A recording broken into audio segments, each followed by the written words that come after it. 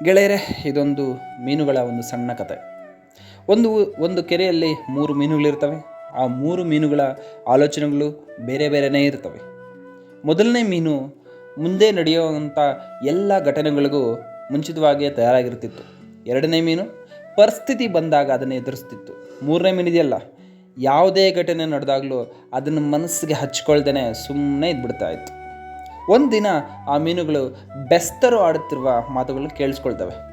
ಆ ಬೆಸ್ತರು ಮಾತಾಡ್ತಿರ್ತಾರೆ, ನಾಳೆ ಈ ಕೆರೆಯಲ್ಲಿ ಬಲೆ ಹಾಕಿ ಮೀನುಗಳನ್ನ ಹಿಡಿಯೋಣ ಅಂತ.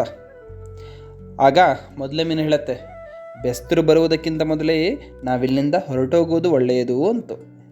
ಎರಡನೇ ಮೀನು ಹೇಳುತ್ತೆ, ಬೆಸ್ತರು ಬಲೆ ಬೀಸಲಿ, ಅದರಿಂದ ಹೇಗೆ ತಪ್ಪಿಸ್ಕೊಳ್ಬೇಕೆಂದು ನನಗೆ ಗೊತ್ತು ಅಂತು.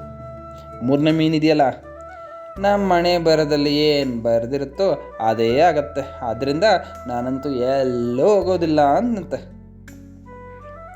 ಮೊದಲನೇ ಮೀನು ಇವರಿಬ್ಬರ ಜೊತೆ ವಾದ ಮಾಡ್ತಾ ಸುಮ್ಮನೆ ಇರಲಿಲ್ಲ. ಕೆರೆಯಿಂದ ಆಚೆ ಹೋಗ್ತಿದ್ದ ಒಂದು ಸಣ್ಣ ಕಾಲುವೆಯಿಂದ ಹರಿದುಕೊಂಡೋಗಿ ಈಜ್ಕೊಂಡೋಗಿ ಅಲ್ಲಿಂದ ಹೊರಟೋಯ್ತು. ಮಾರನೇ ದಿನ ಬಂದೇ ಬಿಡ್ತು, ಬೆಸ್ತರು ಬಲೆ ಹಾಕೇ ಬಿಟ್ಟರು.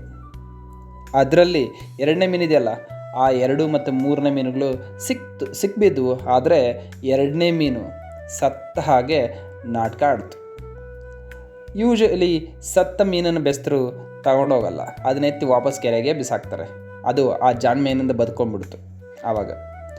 ಆದರೆ 3ನೇ ಮೀನು ಆಗದ್ದಾಗಲಿ ಏನು ಸುಮ್ಮನೆ ಇತ್ತಲ್ಲ, ಅದೇ ಮೀನು ಆ ಬೆಸ್ತರಿಗೆ ಆಹಾರ ಆಗೋಯ್ತು.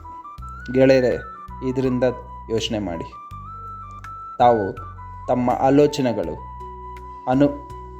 ಮುಂದಿನ ಘಟನೆಗಳಿಗೆ ಅನುಗುಣವಾಗಿ 1ನೇ ಮೀನ, 2ನೇ ಮೀನ ಇಲ್ಲ 3ನೇ ಮೀನ, ಯಾವ ಮೀನಿನ ರೀತಿಯಲ್ಲಿ ತಾವು ಯೋಚನೆ ಮಾಡ್ತೀರಾ ಅಂತ.